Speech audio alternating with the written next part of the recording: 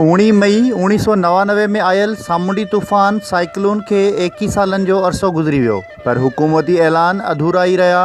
21 साल गुज़रण बाद भी साहिली पट्टी ते आसार साॻिया ही आहिनि। 500 खां मथे साहिली पट्टी ते रहंदड़ मल्हा बिरादरी कचनि झुपड़नि में रहे थी। 15 साल अॻु क़ाइमु थियल मल्हा बस्ती भी मुकमल न ठही सघी। मल्हा बस्ती में ठेकेदार सिर्फ़ 3 घर ठाहे फ़रार थी वियो।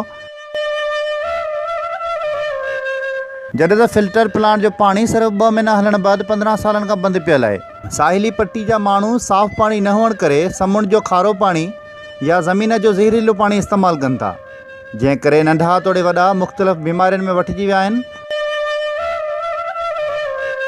जॾहिं त 1999 बाद मल्हा बस्ती में शादी हाल ऐं डिस्पेंसरी वारो ऐलान बि ऐलान ई रहियो।